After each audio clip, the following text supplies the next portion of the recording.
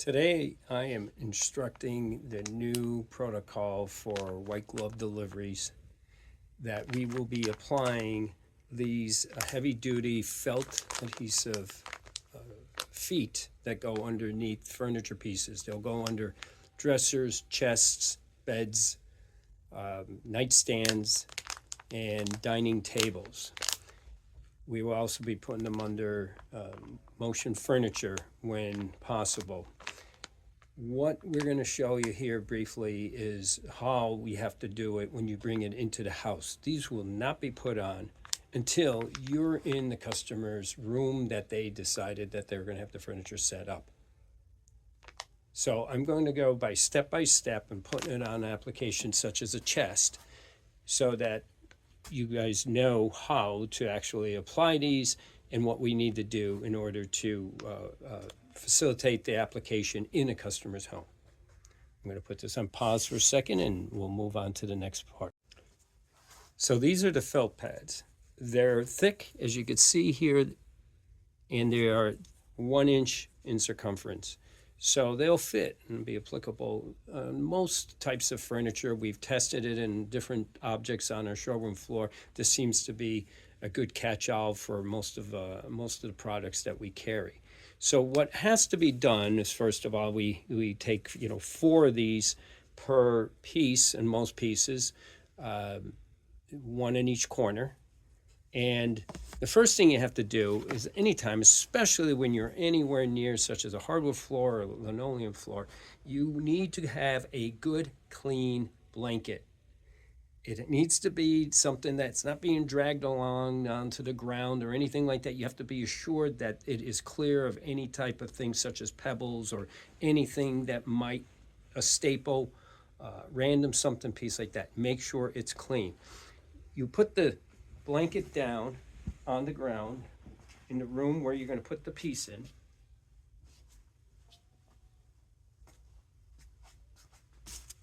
I'll try to tilt that down a little.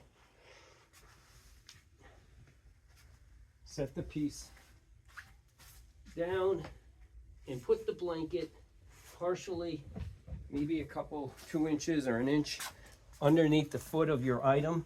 Sometimes you could lift it up and just pull it down with your feet. I'm doing this all by myself, 1 person. You don't need to necessarily always have to have 2 people. We're going to tilt the piece down onto the floor gently. And we will apply the discs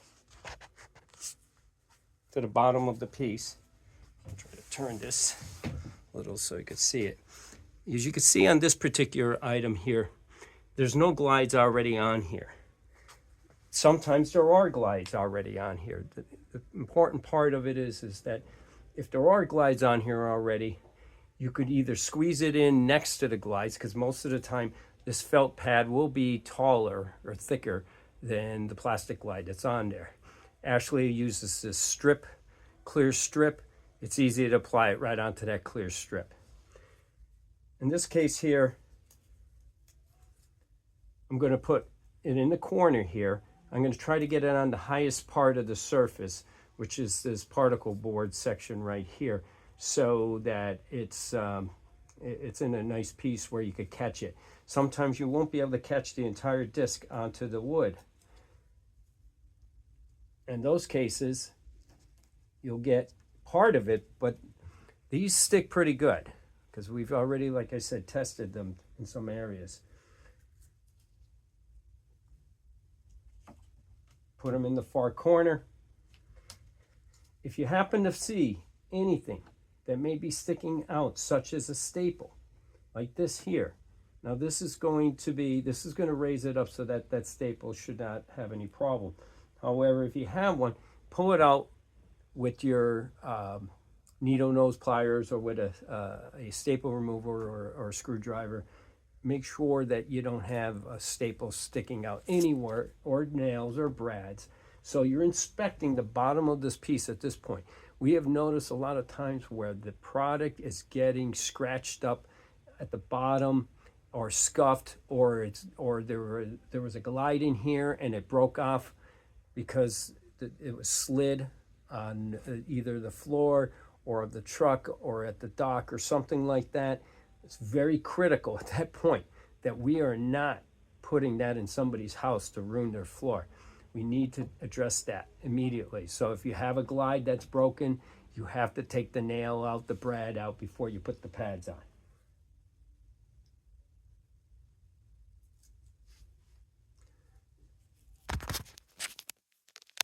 So now I'm just putting that down here in the corner, here, and down here. I'll put it under this one here. And basically, all we're going to do is flip the piece back over, and then we know that every piece that is on a white glove delivery will have this type of protection. If a customer says that they're not ready for us to set it up or something, we will give them the correct quantity. You need 4 per piece, 4 for a nightstand, 4 for a chest, and dining tables. We're not putting them on the chairs at this point because it depends on the customer. A lot, chairs are meant to be slid back and forth. That's kind of up to them to decide what they want to put on it. A lot of Ashley chairs already have glides, and at least on the front. So you're going to have a balancing act trying to get it to match up, especially on some of these older floors. So right now, as it stands, we are not putting them on chairs, on dining chairs. We are putting them on reclining sofas and love seats and recliners as it stands for any white glove deliveries. Finally, when done and the piece is up and you completed your pieces, you need to take care of a blanket. The blanket is critical. So you need to make sure that it is clean, shaken out. When you have your helper, you could shake out the piece and make sure there's nothing else like stuck to it or anything like that. No screws or anything.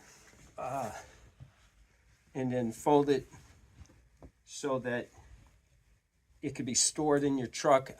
I think what we want to do is keep a few blankets, the best blankets, always on the side to do this per truck, 1 per truck or 2 per truck, in case there's more than one piece being done at one time, a driver and helper.